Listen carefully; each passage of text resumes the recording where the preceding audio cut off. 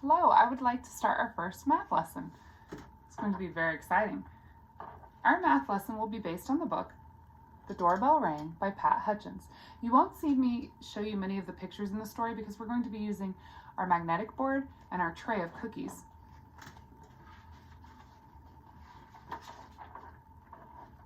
I have made some cookies for tea, said Ma. Good, said Victoria and Sam. We're starving. Share them between yourselves, said Ma. I made plenty. So she asked that Victoria, we're going to put a V for Victoria and an S for Sam, share the cookies amongst themselves. Ma made a dozen cookies. If you did not know, a dozen is 12 cookies. 1, 2, 3, 4, 5, 6, 7, 8, 9, 10, 11, 12. She asked them to share them amongst themselves, and when she wants them to share them, she wants them to share them equally, so they have the same amount of cookies.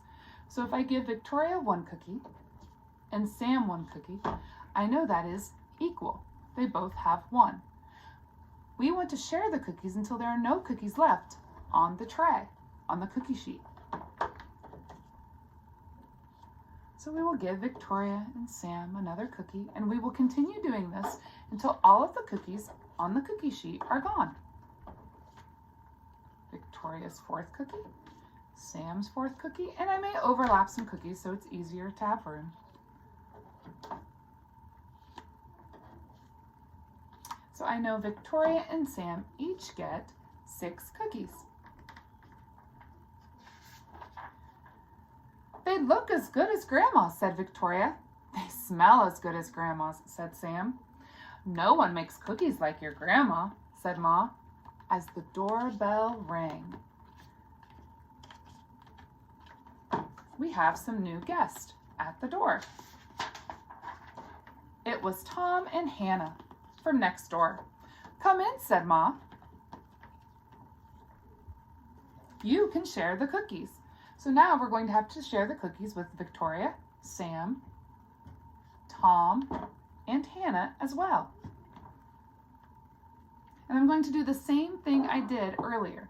I'm going to make sure that each child is given 1 cookie, and I'm going to repeat that process and do that again until there are no cookies left on our cookie sheet. So I will start with Victoria. She will be given a cookie, and Sam will be given a cookie. Tom and Hannah. Each child now has 1 cookie, and I still have cookies on my cookie sheet, so I will continue this. Now each child has 2 cookies.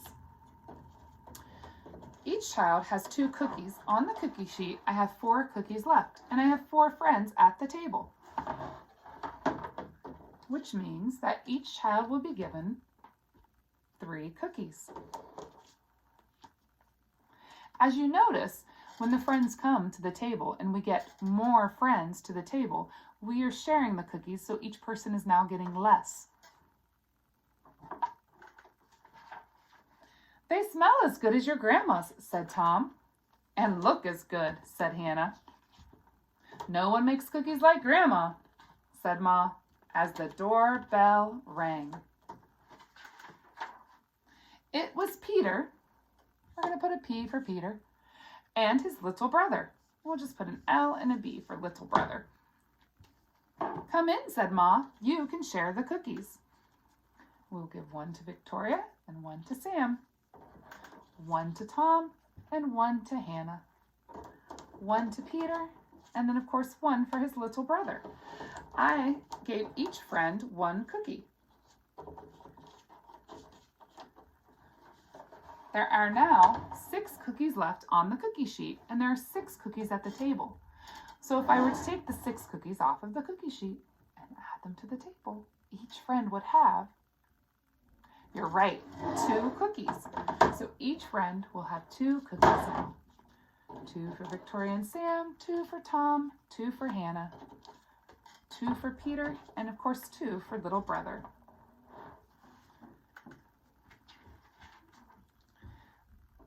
They look as good as your Grandma's, said Peter, and smell as good too. Nobody makes cookies like Grandma, said Ma, as the doorbell rang. It was Joy and Simon. But it wasn't just Joy and Simon by themselves. It was Joy and Simon and their 4 little cousins. Now, they don't give the cousins a name in this, so I will give you a J for Joy. I will give you an S for Simon, but I don't know the cousins' names. So what we'll do is we'll just make a little happy face for each cousin. Oh, there's cousin 1 and 2 and 3, and there, of course, is cousin number 4. I want to count the friends now that are sitting at the table.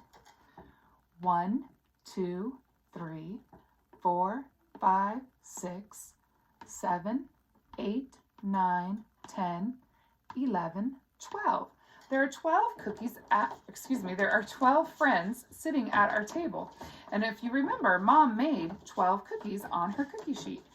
So if I have 12 friends at the table and 12 cookies, we know that each friend will get 1 cookie each. You are right. Great job, kindergarten. They smell as good as your grandma, said Joy. And look as good, said Simon.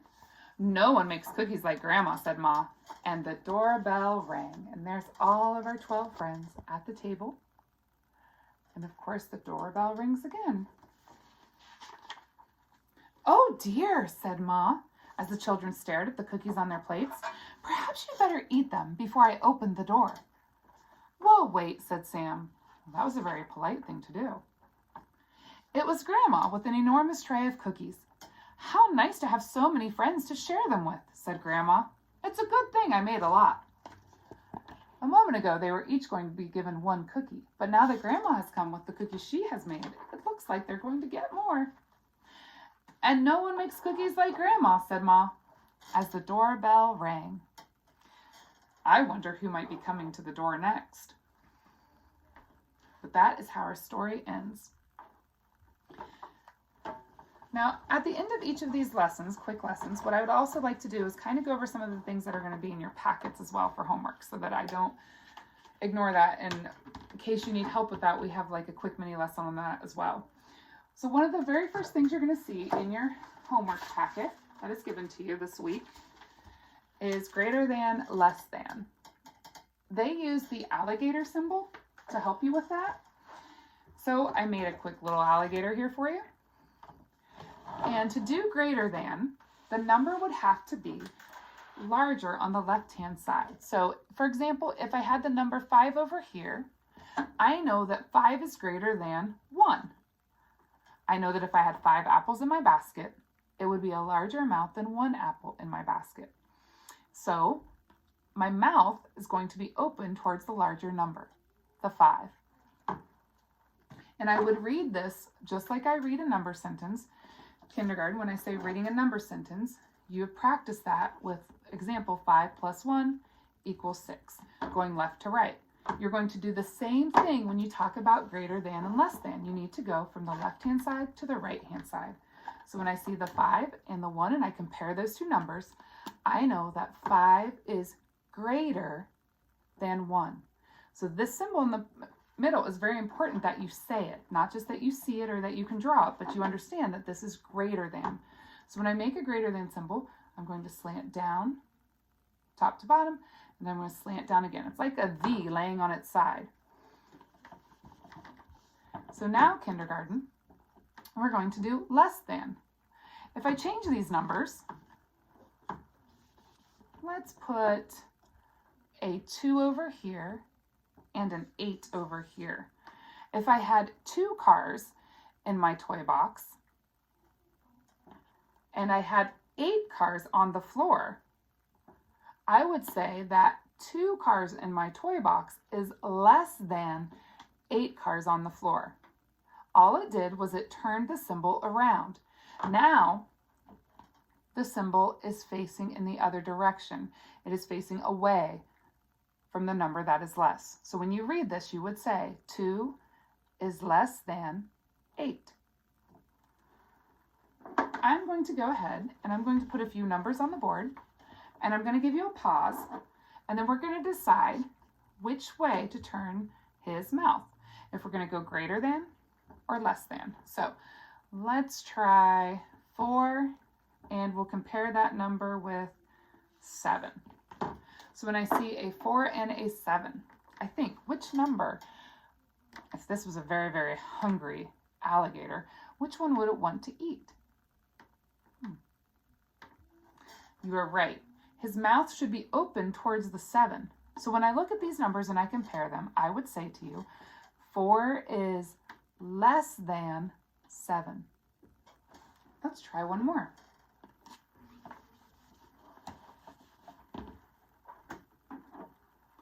Let's put a 9 over here and a 3 over here. And when I see those numbers, think again, which number is the largest, which number is more, which number is greater? The 9. So when I read this now, I would say to you, and of course my mouth is going to chomp the 9 to get more cookies, 9 is greater than 3. So always read from the left-hand side to the right-hand side to know if you're going to say greater or less. Great job, boys and girls. I want to show you the next thing in your kindergarten packet. And it is missing letter sounds, which I know you guys will do very well on that. It's kind of like doing the roller coaster words. And most of you are going to find that very easy. But the one thing I want to kind of emphasize then on that paper, when you do that, is I really want you to think about the formation of your letters when you're writing your letters below. What they're going to ask you to do, for example, I'm just going to do the first one with you. They drew a picture of a cat, and then they gave you then they gave you a box because they want to know what sound is missing. There are 3 sounds in cat. K, a, t. You're right, the T is missing, so we would put a T in the box. But then they want you to write it neatly on the lines below. So we're going to use this little guy. He's going to help us. He's going to help us go right through the sounds in this word. And when I say the sounds for cat, and you're going to see some of the letters already up there, it's important that when you write it, though, that you think about the skyline, the plane line, and the grass line. When you make your lowercase c, make sure that you're starting at the plane line, which is the dashed middle line, and you're curving down to the grass. You never start at the bottom and curve up. You're always going to start at that plane line for a lowercase c and curve down. Always start your letters at the top when you're writing. It's just a good habit to get into, and it will make your handwriting so much easier as you get older.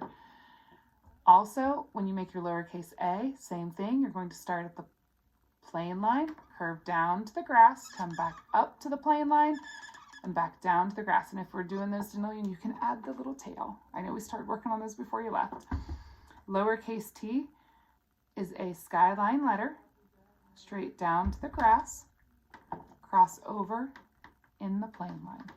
And I'm sorry if the glare is catching. I'm trying to avoid that. We're doing the best we can.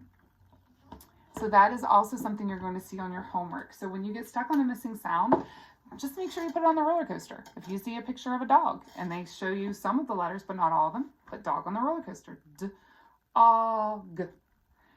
And on that paper, it was just CVC words, so you don't have to worry about blends. Okay, and then one more thing that I'd also like to share with you before I end this video. I'm going to try to share a couple things each time. I know that we didn't get to do our spelling words this past week. If you were at school on March 20th, your spelling test would have been on these words: hen, ten, pen, ben, men, and den. And then the next set of words is going to be our et words. So even though we're not going to get to test on these spelling words, that's okay. I still want you to go ahead and practice them. I'm going to send home some ideas over some time with how you can practice different spelling words. One fun way to do it is to tickle your parent's arm and write the spelling word on their arm with your finger. It's called tickle time spelling. So you might want to try that with some of our newer words. This week's spelling words, if you were at school, would have been jet, et. Now, some of you already know what's going to happen, and you know the pattern. You know that this word family is not going to change, and these are all going to be et words. Again, I'm trying to avoid that glare. Sorry about that. So we have jet, and I want to change jet to vet. And I'll let you think about it as I write them down. Now I want to change vet into pet.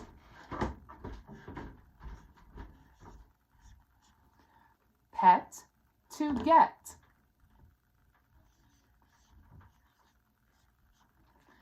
Let's change get to wet. And I know you're thinking before I write, so I'm going to try to slow down. Wet to net.